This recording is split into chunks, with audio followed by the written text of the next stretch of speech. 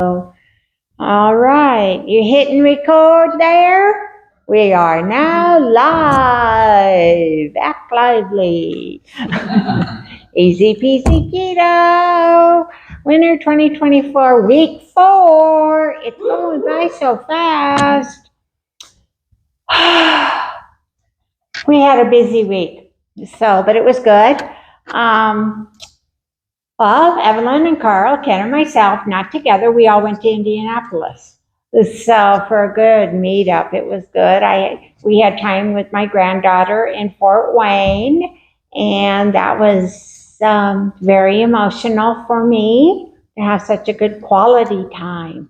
And then the fun get together. There was 28 of us? Is that about? Yeah, who got together and just get to talk keto and played goofy little games and had good food. Oh, did you bring that one tonight? The scramble, the word scramble? No, it's on top. We need it when we're gonna have more people here. We're gonna play that. Yeah. You're gonna have to put it together. I'll put some other words to it. Yeah, put some other words in there so that I don't know them. But I won the guessing how many pennies was in the jar. I was 7 cents off, I think it was. That was pretty amazing. Wow. Yeah. She's good at stuff like that, though.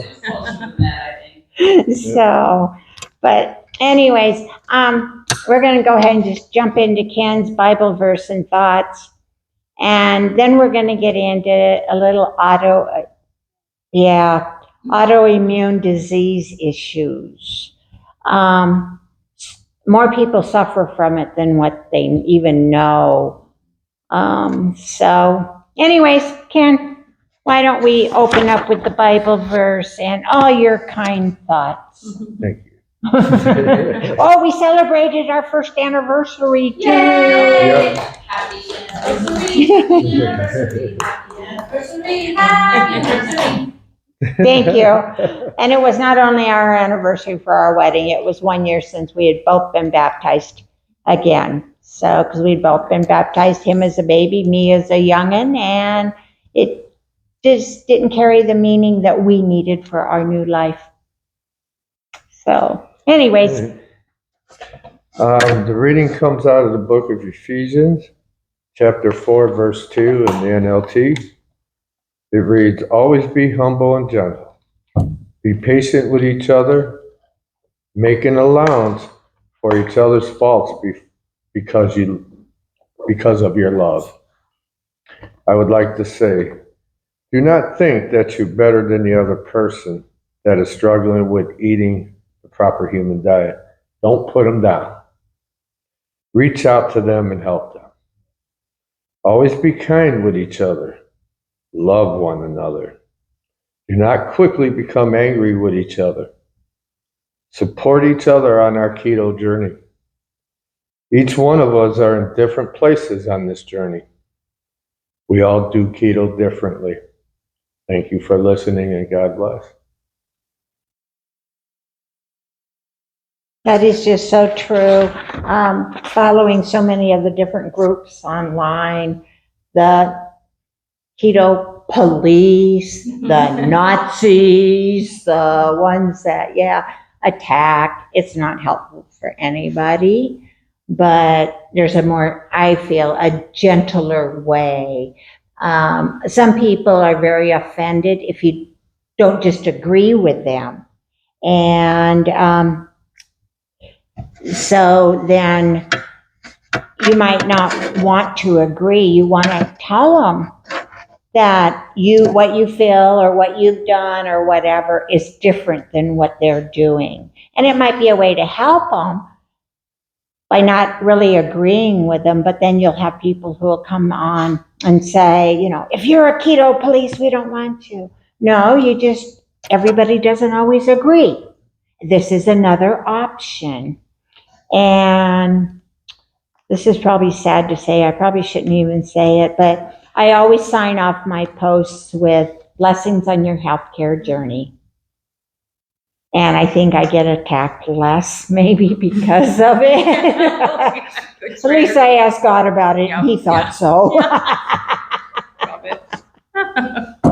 But we had gone through a couple of different ideas about things to talk about today, and autoimmune diseases just kept popping back up at me.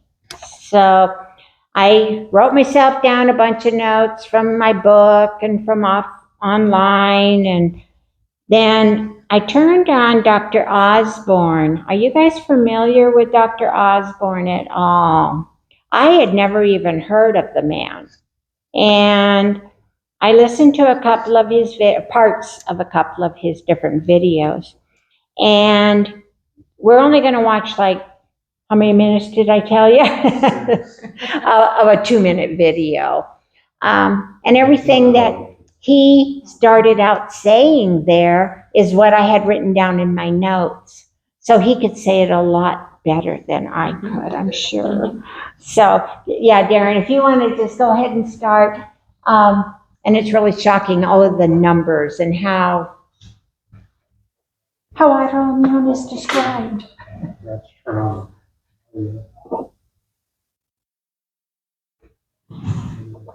sound a little bit, but warm up.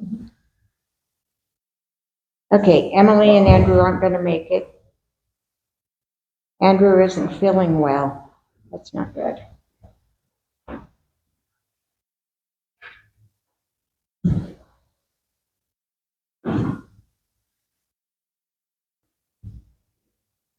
Andrew and Emily, while he's doing that, were out Tuesday and spent 6-7 hours at our house helping disconnect spectrum cable stuff and putting a new antenna up for us.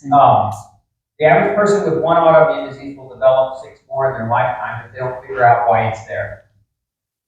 And the average person with autoimmune disease will shave about 10 years off of their life if they don't figure out why it's there. Autoimmune disease kills more people than cancer or heart disease combined. People don't realize that because in the autoimmune realm, we split the diseases. Cancer, we clump them together. In heart disease, we clump them together, right? We're doing cancer statistics. If you die from lung cancer, if you die from bone cancer, you're clumped in the same cancer category. But in autoimmune disease, you're not clumped in the same category. There's 90 different recognized forms of autoimmune disease. And research is now showing that type 2 diabetes is a form of autoimmune disease, and that heart disease is a form of autoimmune.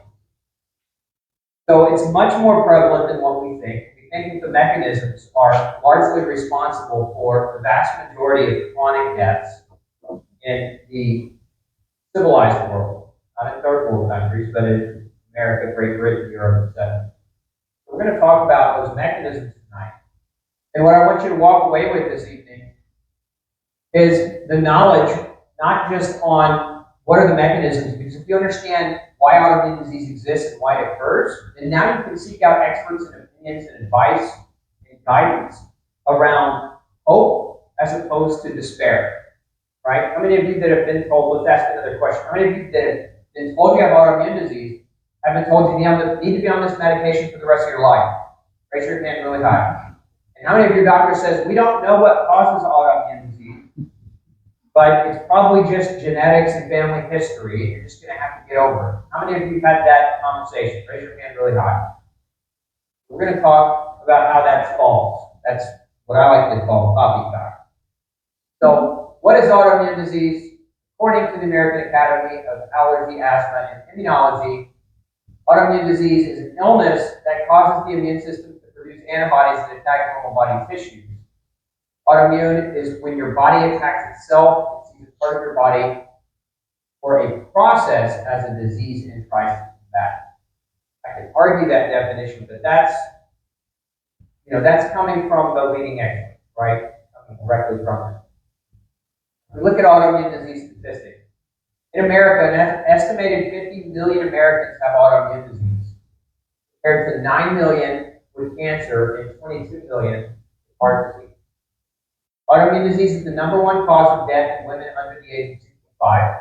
There are more than 100 forms of autoimmune disease currently recognized by research. This number changes every year. So that every year goes by, we learn there's a disease we already knew about that has an autoimmune mechanism. Symptoms cross many specialties and can affect all body organs medical education provides minimal learning about autoimmune disease. Specialists are generally unaware of interrelationships among the different autoimmune diseases. I said earlier that the average person with autoimmune disease, they don't figure out why they have it, they'll develop 6 more. And that 6 more is not necessarily going to be in the same organ system. So if you, for example, have autoimmune heart disease, you can develop autoimmune thyroid disease, and that you can develop autoimmune bone disease. Osteoporosis is an autoimmune disease that was discovered and published in the New England Journal of Medicine about 10 years ago. Oh, yeah. Oh, it's not a calcium deficiency. Yeah. So initial symptoms are often intermittent and unspecific until the disease becomes acutely either life-threatening or life-altering.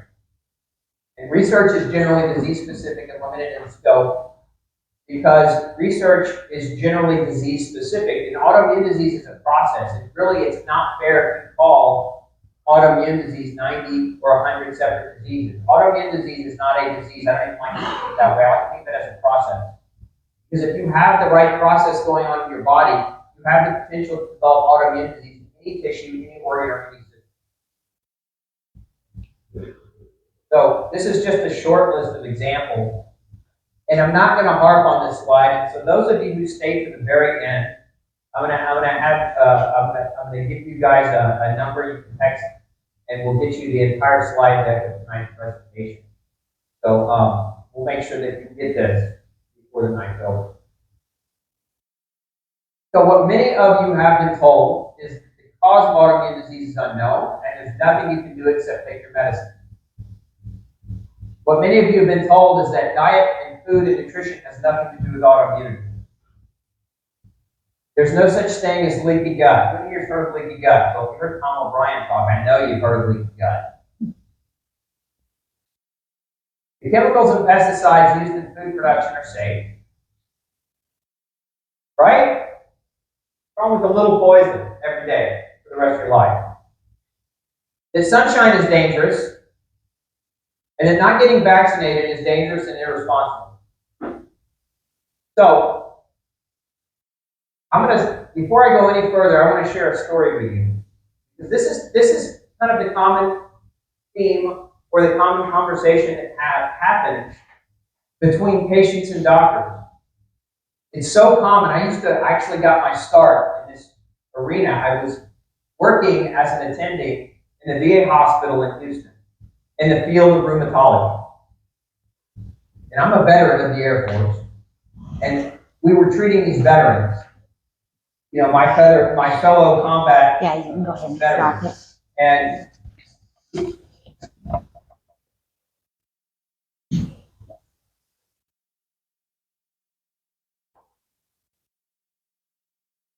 And he was reprimanded for treating him the way he chose to, knowing that this last slide was all wrong. And he chose to leave there. He couldn't imagine spending 40 years being a doctor and not being able to treat his patients the way that he knew they needed to be treated. And I had heard, about autoimmune diseases. MS is a big one that you hear about, and there's a few others, rheumatoid arthritis. I'm thinking of people I know. But then when you realize, when I was diagnosed and they gave me the title of fibromyalgia back a few years ago, I thought, what is all of this? And the best way I found I could explain it to somebody is my own body is acting like when you get a sliver in your finger and it all pusses up and wants to get rid of that foreign body. My body is thinking some of my own cells is that sliver, and it's trying to get rid of it, protect the rest of it. And that's why it's building up all these pussy pockets. And it goes on throughout your whole body. And that's what, and to realize that there's, like I have fibromyalgia, that they do have it marked as in remission, but I still have bad days. Ken has seen where I have just had to collapse, and that's the end of moving, doing anything, or the pain takes over. But it's a lot better than what it used to be, and I don't take any medications. But, so it's just that there's so many different kinds that it's being treated like this little disease, this little disease, this little disease, instead of like cancer or heart issues are all lumped together as one. And this isn't. And I know Leslie has shared with me that she has an autoimmune disease. And I'm going to do more research on that one too with my doctor friends. So, and then we have two little videos. One's 11 minutes and one's 9 minutes. And it's Amanda. We had the honor of meeting her on the cruise, Carnivorous Me. And the first one is her summary of starting out week 1, week 2. And she has 3 autoimmune diseases. She was using a walker to be able to get around in her early 30s when she started the carnivore way of living. And she now walks 5 miles, and her and Scott are hoping to have a baby next year. But just the contrast of this woman, of what this has done for her, to see it, her breathing, her complexion, I mean, just the whole thing. That's why I had to throw both of them in there. But any comments on autoimmune before we go on to have Amanda share her stories? Okay, carry on. Yes, he'll get all teary-eyed on this because it hits real close to home for him. It's close to. 1 and 2. It's already started. Can it be? Yeah. Anyways, week 1 was not too bad. I had a lot to think about when I was in the emergency room, and so that really has helped me over. And I have found that the reason I have failed every time I've ever done is I haven't had the, I don't want to call it gumption, but I haven't had the fortitude and something to really pinpoint my focus on. You know, you would think that being healthy would be it, but you know, everything motivates everybody differently, right? Anyway, so it made week 1 very easy, honestly, for me. I watched some really good other YouTube videos and things like this, and on Dr. Barry, he does great carnivore videos. He had a woman on, sorry, I can't remember her name, and she said something that really hit home to me that people ask her all the time is eating carnivore, it's so restrictive.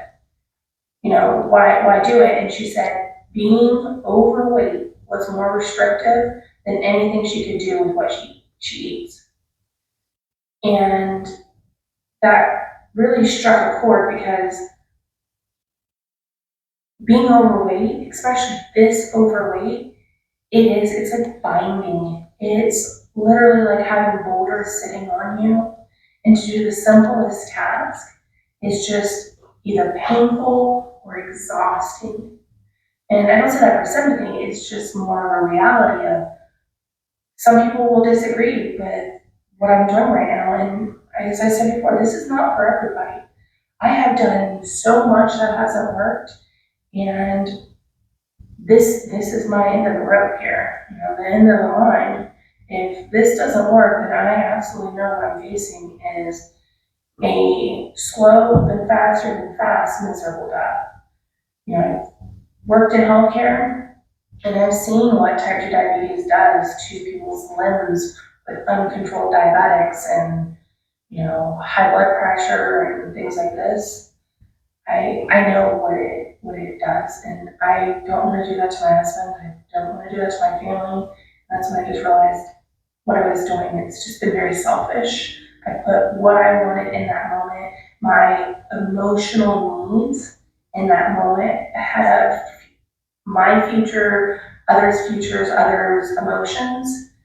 And, you know, that's really held fast to me. So it's making this very much easier for me than I think previously when I realized I was just in my own little world of pity, self-pity of all the terrible things that's happened to me. And I've been carrying that pity and, that baggage around.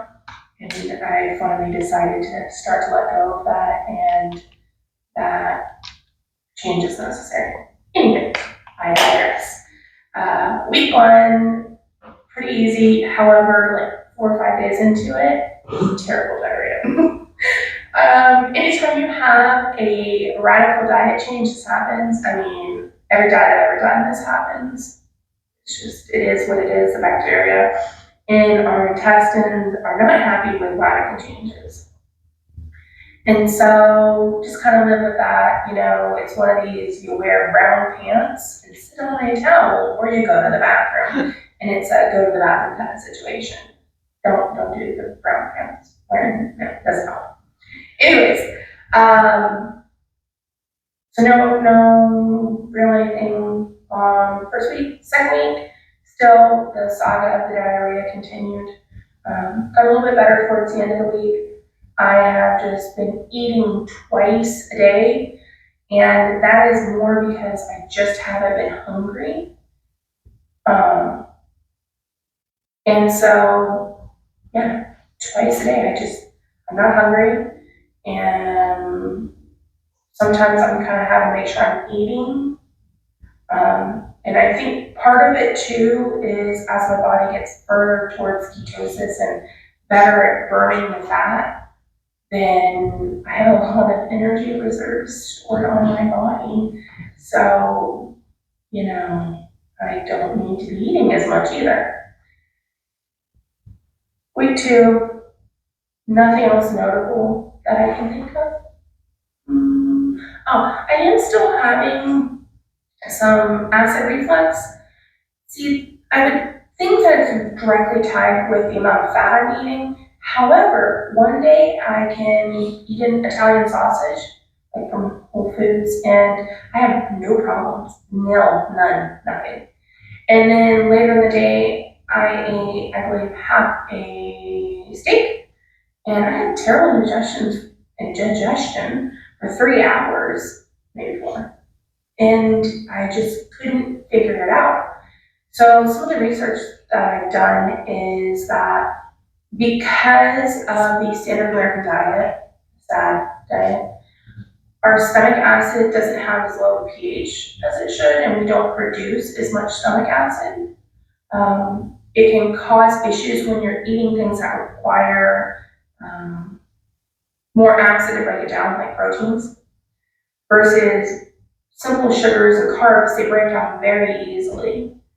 And so I'm hoping that over time this will go away. I mean, this is something I'm just gonna have to track and see. I actually have an appointment on August 1st with my physician. I'm going to do my best to get his buy-in with me on this instead of having him roll his eyes at me. But, we'll see. I do want to make sure I end up getting my blood work checked every 3 months. So 1, for health reasons, and 2, just to be able to really effectively track what's going on. Currently I'm taking, every Sunday, I'm doing my weight. Monthly, I'm doing photos and measurements. And every morning I'm taking my fasting blood sugar. And that's all actually on my blog if you want to follow that and track it. And let's see, so week 2, no other big issues. I have noticed I can move around a little bit easier. Just small things like the stairs. My knees are not near. My knees actually don't hurt going down the stairs anymore. I mean, I still have a really long way to go from not to hurt at all, but to the point where I wanted to avoid them because I live in a 3-story house and I am currently on the top floor. And anywho, and my goal is this week to start doing a short walk every day. I currently have to use a rollator. If you want to know what that is, you can just Google it. But it is a walker with 4 wheels and AC. And the reason being is I have severe back pain. Severe. I'm not sure exactly when I injured it. I don't know if it's just solely weight related.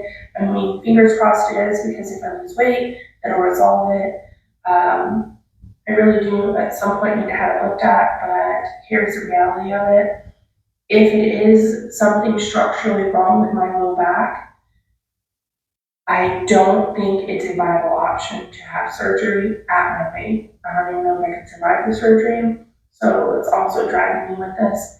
Anyways, so currently I have to use that. I am hoping in another 20 to 30 pounds, I can say la vie to it, put it up and start walking, you know, as far as I need to. If I need to take a break, I can sit on the ground. I mean, I can currently right now, but the back pain gets so severe after walking for honestly, just a few minutes. I can push through it and make it like 2-3 blocks right now. That's really pushing the pain. I sit down, after I rest for a couple minutes, it's just like rinse and repeat. I can do the same thing, but at these intervals, I have to sit down because the pain is excruciating me so bad that I would push somebody out of their chair to sit down. I hate to say that. I'm a nice person most of the time. Anyways, and so that's my goal for this week. You know, just keep eating the same thing. My husband keeps wanting to push more fish, which should do. I am making sure that I am doing like iodized salt. I actually have some really good documents and articles and videos on my blog at carnivorousme.com. And yeah, so if you want more information about that or think that I'm nutritionally starving myself, pretty eye-opening, because I actually thought the same thing until I looked into how much nutrients there are in meat and ways you can make sure that you are getting enough. Yes, that is the update for now, and I will talk to you guys later. Bye. So that was like the beginning of Amanda's story. And I'm not even sure how many weeks into it she is at the time of the second story. And this is where she talks about the different autoimmune diseases, etc., that she no longer is having issues with. But she also will mention she now walks 5 miles a day without her walker. So she's just such an inspiration. But to see the difference in this woman is great. Okay. I hope if you're suffering from an autoimmune, you Same genuinely think about trying this. I found out about it through Michaela Peterson because she started with juvenile RA, and that's what led me down this path. If you're suffering, I promise you will not regret giving up the things you want to eat for what we need to eat for the feeling better you get out of it. Hey everybody, it has been about 54-ish weeks since I did the start of carnivore, and I wanted to go over some of my autoimmune stuff. I want to talk first about where I was at, how things are going, and about my most recent rheumatology visit. I've had issues with my rheumatic diseases from the time I was a teenager. I have RA, scleroderma, and fibromyalgia. About 18 is when it hit me the worst. My symptoms were kind of a range of things. I had a lot of Raynaud's issues. That's where the blood flow decreases, usually in the hands, can be the feet too, causes a lot of pain. I had the hypersensitivity with my skin to where literally just the wind blowing on my skin would hurt. I have rashes. I would have just kind of like these scaly spots pop up on my skin. No, it was not psoriasis. And the list went on, the joint pain. I have nodules on my fingers. It got to the point where I had to stop using a pen or pencil to write because my hands hurt so bad. Typing for work was impossible. And honestly, the biggest thing was the pain limiting my mobility. You know, being 360 pounds when I started this, it is expected to have pain. but I wasn't that much. I was probably like 50 pounds, maybe 40 pounds overweight when I was later on in my teenage years. And that definitely was not an impact or a very small impact on where I was at. And that just means my rheumatic issues plus everything else caused a lot of turmoil for day-to-day tasks. By the time I was 32, I was having to use a walker because of the joint pain and everything else that went along with it. Then I started carnivore. I can tell you within the first month, I noticed big improvements. Now, you have to also remember, I started with about 17 comorbidities when I started this. I was a type 2 diabetic, I had fatty liver, I had, elevated triglycerides, the list went on and on. I also have what is called HS. It is hydro something, superla something. I can't ever say it properly. I'll have it down in the description if you're interested. And they suspect that could also have an impact with autoimmune as well. I can tell you with my HS though, it's gotten better. Anywho, started it within a month, noticed better. The Raynaud's stopped completely. I mean, it would get to the point where it would random fingers that it would kill my hands because the blood flow would cut off and my hands would be cold all the time, gone within a month. The hypersensitivity on the skin, gone within a few months. The scaly patches and stuff, trace, almost nothing. The nodules that I would get on my hand, oh my gosh, they almost disappeared. I will say now, when I do have what I consider flare-ups, I will have small little ones on my hands, and the pain, my goodness, the pain's about 95% better. It is night and day difference from hardly being able to move around and walk, just doing daily tasks, doing the dishes, as I said before, typing on the computer, terrible. But now, I have no limitations, almost. If I do very heavy lifting, like working out and things like that, I will notice some temporary joint pain above and beyond what should be normal for that, but it goes away very quickly. I cannot explain to you how much better I feel. Honestly, the best thing you can do is go watch some of my beginning videos to the ones now, and you can just see not just the weight difference, obviously, but my tone of voice, how I'm speaking, articulating things, and just how I feel. It is night and day. So I'm feeling much better, obviously. Let's talk about my rheumatology appointment. I had a rheumatologist when I first moved to Washington State a few years ago. She did blood work, so I have a baseline. Then I decided not to go back to that rheumatologist because when I went to go see her for the first time, she looked at me and said, "It's just because you're fat. That's your problem, is it's just because you're fat." And I told her, listen, I've been to the Mayo Clinic. I've had this issue from the time I was, a teenager. I'm not imagining this. It's not just my weight. Yes, my weight will impact it. I understand that. Did a ton of blood work. Came back the next visit and she's like, "Oh, by the way, here's what I'm going to diagnose you with: fibromyalgia, scleroderma, and RA." No mention that. She completely blew me off. And if I hadn't pressed her to still do the blood work, she would have literally just sent me on my way and said bye, despite having my previous medical records. Anyways, so I went to a different rheumatologist. Finally, it took forever, but last week I went to a new one, and she was super sweet. Both her and her physician's assistant, super sweet. They did the entire battery of tests again, and I think they just do this every time you switch a rheumatologist. I had my anti-centromere, and AMA, which is indicative of limited scleroderma. I already knew that, thankfully. There are different types of scleroderma. There is the one that I have, which is more limited to skin, less about affecting the lungs and heart, which is a very good thing. My RA factor was right on the cusp, but coming to find out, she told me that your RA factor will actually fluctuate, even though it wasn't elevated this time. She said it could just be I'm not in a flare-up. So I really asked her if we could drop the RA diagnosis and she wants me to go back in 6 months and we'll reassess then.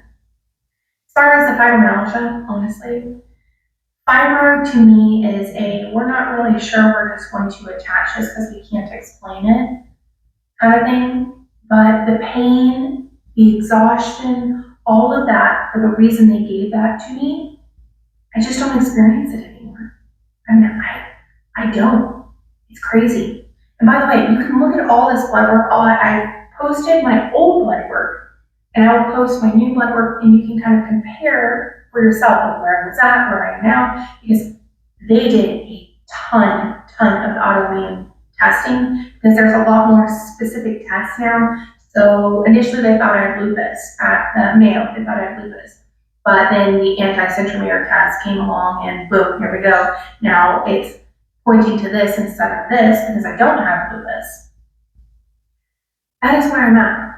I'm at a very, very different place than where I started. And I'm excited to continue this journey. Because here's the thing, I still have like 100-ish pounds to go. What is my life gonna look like when I can get the weight off? So whatever inflammation that's left from the weight, how am I gonna feel then? Am I gonna feel like 120% better? I do hope so.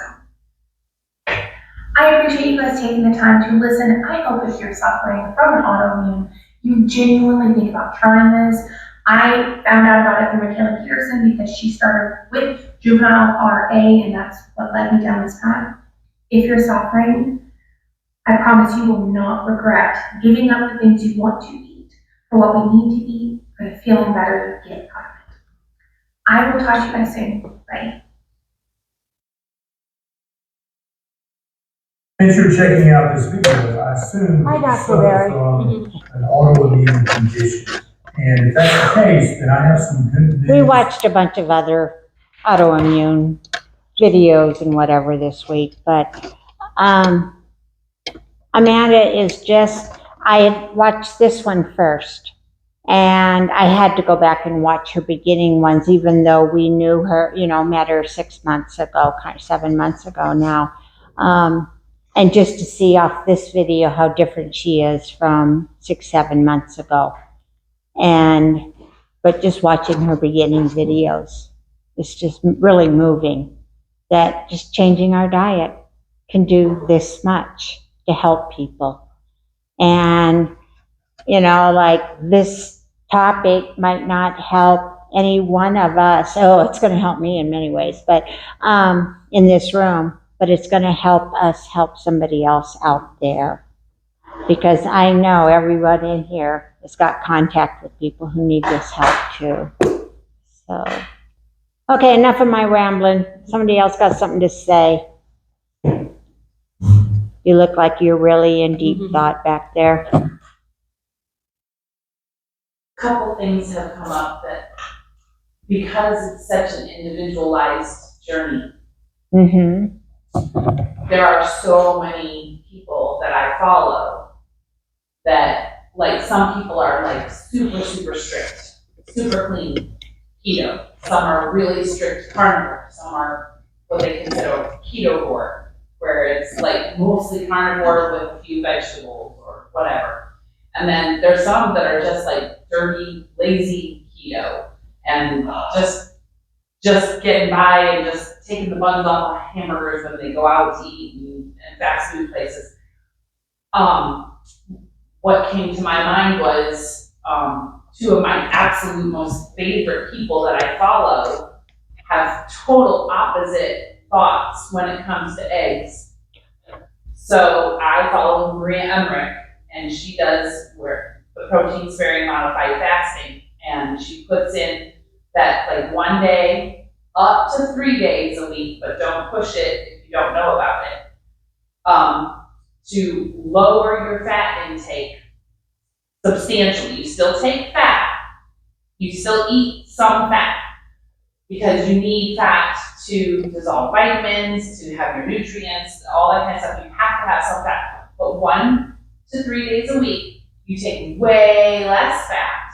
And what that does is it helps continue to build the protein in your muscles. And it makes your body use your own body fat for its fuel. So she is she is a supporter of protein-sparing modified fasting. She has many cookbooks on it, Yeah. and that has helped me a great deal. And when she came out with her egg white bread, and everybody was trying her egg white bread, just all egg whites for this protein-sparing modified fasting day. And it's nothing but pure protein. Dr. Berry's video came out, also somebody who I love, and he's like, what do you mean? What do you do with the egg whites? And he just pulled the trash can over and he dumped all the egg whites straight to the trash can. He's like, I just eat the yolks. I just eat the yolks because of the good healthy fat. And so the two people that I just adore and respect the most, because they were the very first two that I found on this way of living, eating and stuff. They have total opposite views when it comes to eggs, because you can't get enough egg whites to make all the recipes for Maria's recipes, and then Dr. Berry's throwing his egg whites in the trash and only eating the yolks. And so And so now Evelyn is like in the middle, right? yeah, And that's the way I came up with Stacy Keto. Is the same way. You really need to listen to all these other people and find what works for you. You have, like, he wasn't kidding when he said I've read like 100 books on nutrition. I literally, I devoured books on nutrition to find out what worked for me. And I have to say, recently, I was believing I was having a setback because I felt like I was gaining weight. And when you think of yourself as fat, I keep saying, I feel like I've been stung like by a bee and I'm like allergic and I'm swelling. And recently I went to a dental appointment. My body needed time to heal itself.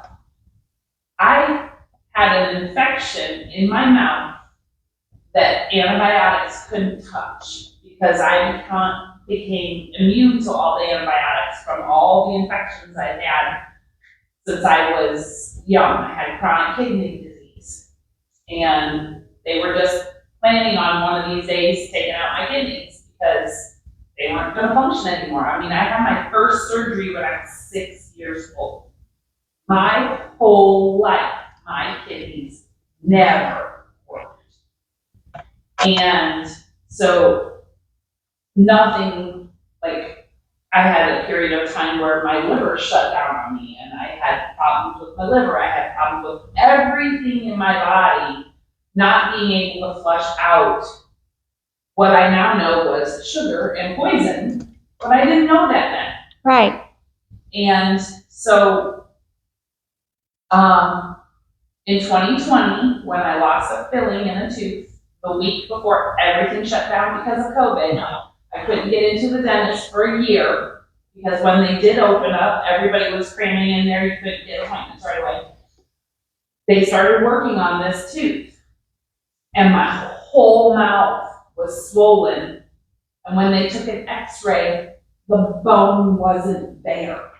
The top of my jawbone was no bone. It was all infection, and it was pretty gross, and it had two places where it was leaking into my mouth. And so I had a huge, my teeth went up and the nerves were there, but they weren't attached to anything. There was literally there was no bone there. My last dental appointment, the bone has regrown. Yeah. Wow. There is no infection. And they said we can move forward with fixing the rest of that tooth because you have a bone there. They showed me a side-by-side x-ray. My body stopped losing weight in order to take time to heal itself because this infection could have been life-threatening. I've heard of other people that had trouble with their teeth. That can go up into your brain, and it could cause brain tumors from the infections that you've had in your teeth.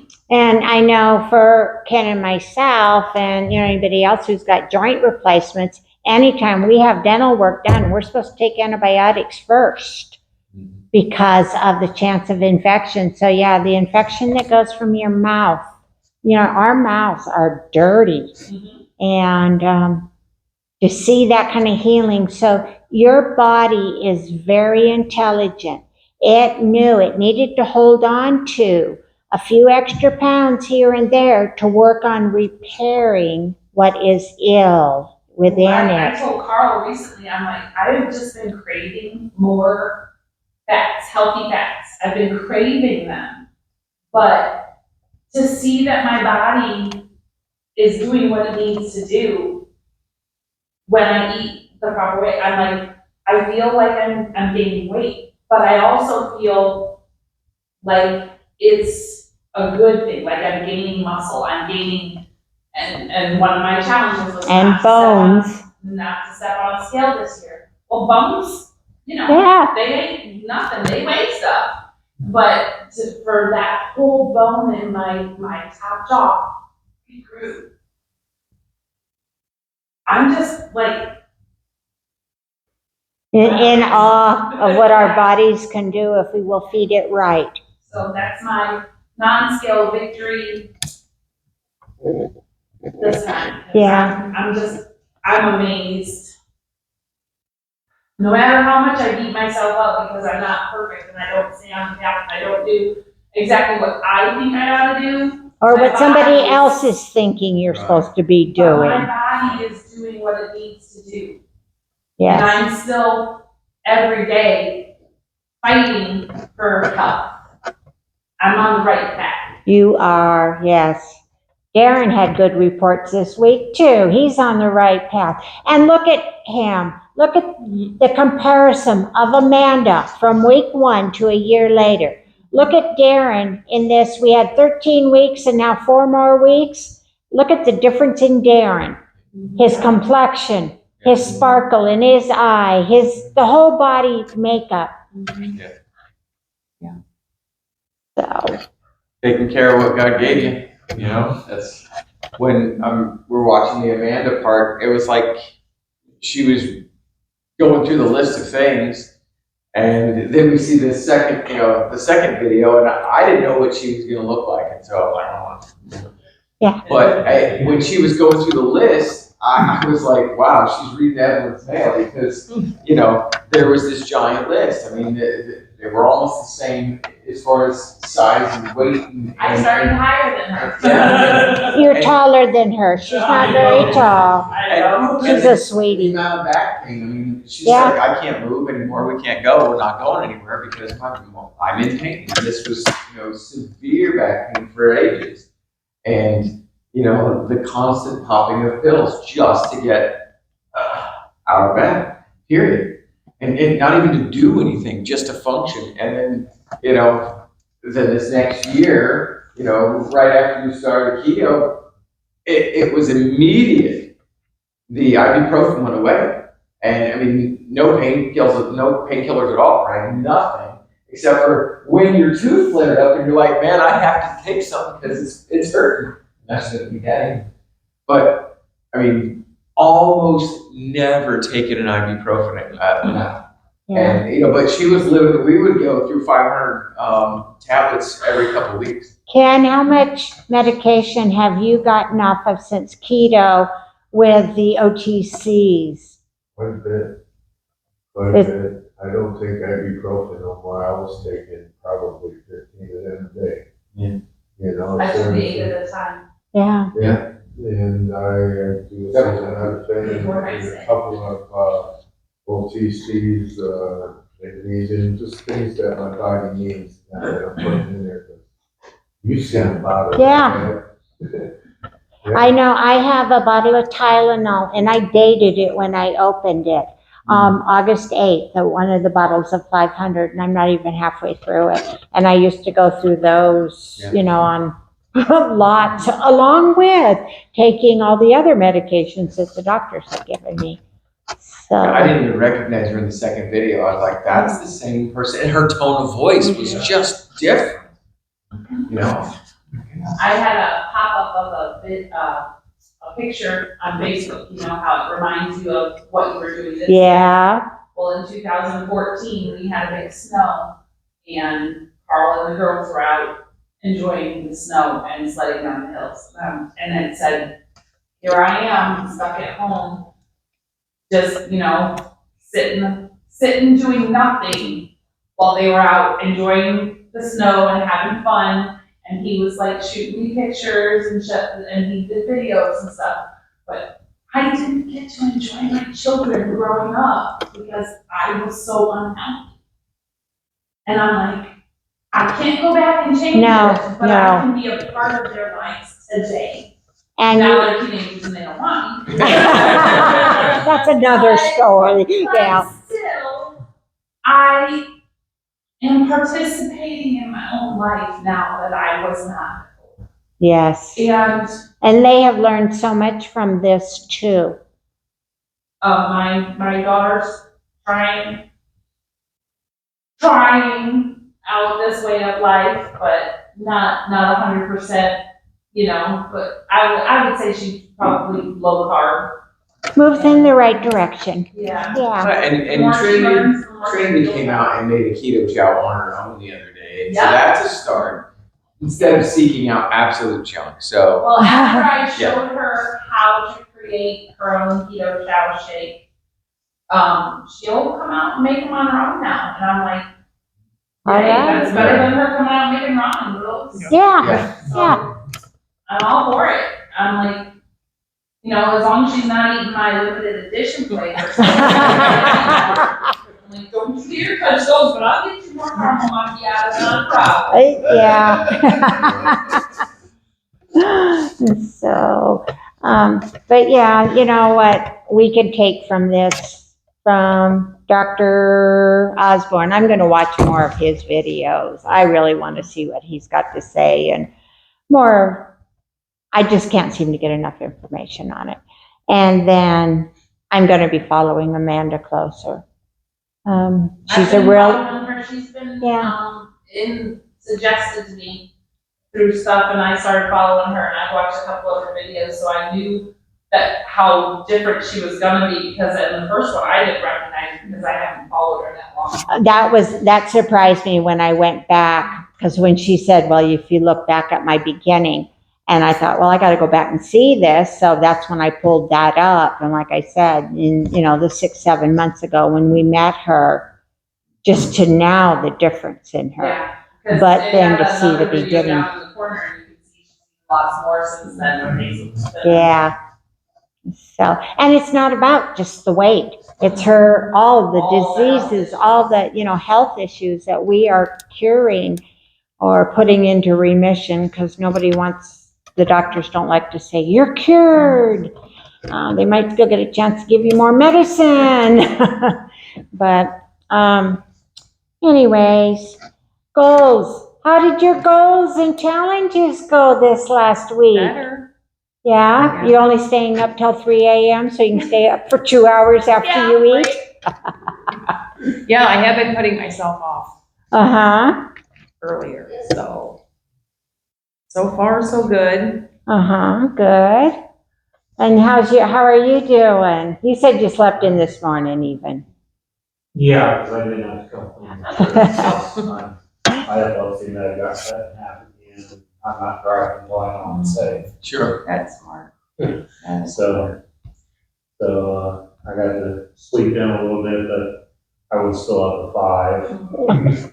That's sleeping in. Sleeping in. Well, Yeah. typically on Thursdays, I get up a little bit before 4. Oh, wow. Because I have a morning routine of devotional time and stuff that I typically do after the kids go to school. Well, on Thursdays, they're my busy days, so I'm here at church, usually getting groceries, sometimes getting out of the shop and stuff, so I'm not getting home till most of lunchtime. And then I got this. Yeah, maybe you gotta get, In the evening, so. Mhm. But I've stuck with my goals, even even despite having my knee locked up on me the other day, and I stood up and I felt like something went sideways Oh, in it. no. Bad knee pain in my left knee. It's getting better, but I still stuck through the goals of doing my walking and even the leg exercises with it, even just powering through the pain. But I intake of over-the-counter pain relievers is one of them. Just So- temporarily, yeah. So they- Yeah. They cut your medications, epilepsy medication in half. The dosage. The dosage is it, and then because they've seen improvements in your overall health and all those other things, or were they just experimenting on you? No, a couple years back, the doctor asked me if I wanted to try to go off it. Sure. Okay. And I was, at that time, it was like a crutch for me. Sure. And I was like really against it. And then since starting this and finding out the med is actually on one of the lists for the Alzheimer's, has made me decide, let's go ahead and get rid of this if we can. Yeah. I went from 400 milligrams twice a day down to 2, and then now I'm down to 1 twice a day. And in 2 months, he's going to see me again. If things keep going the way they are, we will either drop it down to 1 pill a day or cut it all together. And what's the name of that particular one? Carnivore. Yeah, I was on Dialysis as a kid too. Yeah. I didn't know what for. I was so young, I just remember that I really liked it because it was banana flavor. The crazy thing about it was, as I was reading in with Dr. Lowry's book, it said, "This is not a medicine for children." Yeah. It was not supposed to be given to kids. Oh, my goodness. And then I started researching more. It took me on a rabbit trail, and I'm like, I went off on my own tangent and started looking up the medicine. I'm like, even Wikipedia says not recommended for children. I was like, Well, what's weird for me is that's epilepsy now. yeah, And to my knowledge, I didn't know I had epilepsy until I was a junior in college. yeah, And I've been having seizures, but I was diagnosed as schizophrenic and Sure. other stuff. And then one day I was driving, I had lived a half hour from the junior college I was going to. I was driving there, and I had a seizure while driving and ran off the road into a field. oh my goodness. Came out in a place that sells trailers, just drove out through their parking lot. And Bye. I didn't realize I You didn't had realize any damage in it, but I guess I hit a gas line tap in the field, and the fielder out there, and a cop showed up at my door later on to give me a ticket for illegal ladies, and he didn't even for leaving the scene. Because I explained to him, I didn't know I did anything. I thought I just ran off the road, and he was the one who suggested I might be epileptic and to be checked out for it. And I spent quite a while in Barnes Hospital in St. Louis getting MRIs and all kinds of fun Thank stuff. God it wasn't worse than it could have been. Yeah, That's right. Yeah, because even after I got put on Tetratol, once I got out on my own, and I couldn't afford at the time it was just $30 a month, but I had no insurance. I was working as a fast food guy for minimum wage, $4 an hour. Yeah. So I couldn't afford it, so I went off it, and I just dealt with the seizures, and then finally it got so bad that I was having night seizures, and somebody suggested I might be having a night seizure. There was a doctor in our town who, at the time, they didn't have like walk-in clinics or anything around here where I lived. He would take walk-ins, and I got a driving script for the med just by telling him what I used to be on. Walmart was doing their cheap refills, like $4 a month or something like That's why I was able to get back on. Wow. I've been on ever since. Yeah. That was almost 20 years ago. With all the advancements and, from what I've read, which is so far minimal, but I'm trying to do better. About, the amazing things in ketogenic, especially strict ketogenic life. It does amazing things for epilepsy. So, you're headed in the right direction, and praise God that he's taking you off a little bit, and dropping it down and testing it. Yeah, he's taking it down. So I figure worst case scenario, I will know the bare minimum that I need to take to keep myself. Yeah. Yeah. Well, as your body gets cleaner and the MCT oils are cleaning up that brain and all of that, you're gonna be healed. I like the way you said going down the rabbit hole, because I know I will catch myself doing that. It's like I'll be reading about something or watching and all of a sudden it's like, oh, what are they saying? And I have to go research that. And then I'm over here doing That's why it takes this. me so long to read a book, because I already went on 10 other things to look up anything. You got to keep proving to see if what they're saying is really right or wrong or whatever. Oh my gosh. Why have we all been hiding? Well, what was it, Dr. Salisbury from the 1800s, right? That you didn't know that the Salisbury steak had been named for him, and he was one of the first doctors, to try to treat whatever we were, and using a keto diet for whatever it was he was treating at that time. And so it was just like, and whoever was saying that about Dr. Salisbury, I don't even remember which one of the videos it was, they said the same thing. We thought it was named for the country, maybe Dr. Baker. Yeah, because we see a few of this. So, but back in the 1800s, they knew then that you needed to eat more meat. Back in the 1920s, you could have been jailed for being a margarine salesperson. Because you were defrauding people. Yeah. You were selling something that was fraud because you weren't selling butter. Yeah. Margarine sales people could have been jailed in 1920. And now the government pushes it as it's better for us. So we are all the new ambassadors to turn people around. I started sharing that with somebody at work the other day. I continue to invite people. I have not gotten one person I've invited to join me on my keto journey yet. And I keep inviting, and I eat at a weird time because I do intermittent fasting. So I don't eat till after 2 o'clock. So anybody that comes in at 2 o'clock into the break room, they're like having an after lunch munchie break. And so a lot of people have asked about, they made you wait this long to eat? I'm like, no, I prefer to eat at this time. This is my chosen time to eat, et cetera, et cetera. And I'm trying to get people, and I share videos and I share information and I share food lists of what is good, what is bad, what it would take. And a lot of people are like, yeah, no, not for me. And other people are like, tell me more. So I'm hoping to You're planting those seeds. nurture somebody into the fold. I do the don't same. I keep inviting people to this group. So. Yeah, I've invited the 2 ladies that I work immediately with. I keep inviting for them to come on Thursday night.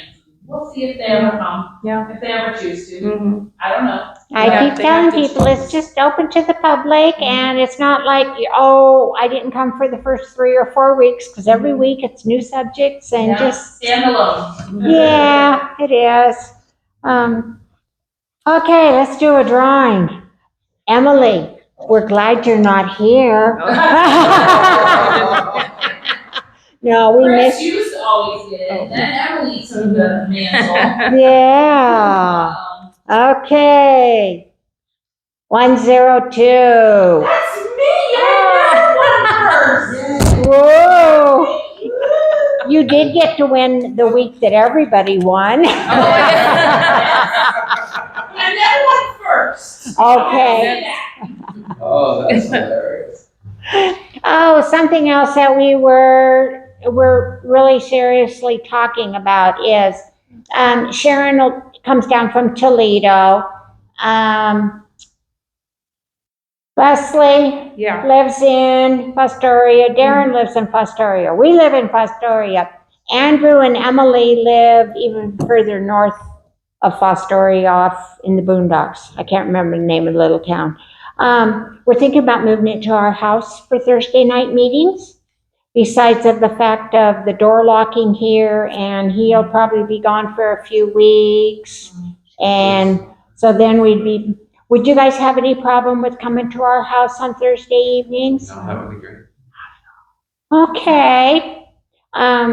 We don't have to ask Sherry and Chris. They haven't been back, but maybe I need to work on her. Get them back in here occasionally. So you found a book you don't own? Since we were doing autoimmune tonight, I got the one on autoimmune. Yes, autoimmune and keto. Cookbook. Yeah, I know which ones I do and don't know. I was hoping by picking up a few other kinds of books that we did that when we went to Indiana and Fort Wayne. We hit the store and found a good price on books. So, somebody want to close us out in prayer? Sure. Sure. Thank you, Carl. Father God, thank you for the amazing creation you've given us in our bodies. We Yes, apologize, Father. We just ask your forgiveness for abusing it. We didn't know. Lord, we thank you for giving us an opportunity to heal ourselves. We know that you guided us in that direction. And we know that true, complete healing, spiritual as well as physical, comes from you. But you gave us a reset button in keto and carnivore and proper human diet. And we thank you for that, giving us a second, third, and fourth chance for all the abuse we've given over the years. We ask that you continue to help us heal from our autoimmune disorders, from our weight gains, from our allergies, from everything that has plagued us. Lord, we thank you for just giving us a new breath of fresh air. We just ask you to continue to breathe your spirit upon us and give us blessing as we go throughout this week. Give us wisdom and guidance. And Lord, just bless each of the people that are here today and all those that could not make it. We ask you to continue to put this on the hearts and the mouths of people so that we can grow this group, so that we can reach more and help more and remind them that the best way that they can live and help others live for you is to be healthy and to help others be healthy. Thank you for that, Jesus. Amen. Thank you. Amanda also lives in Fostoria. So, you guys are the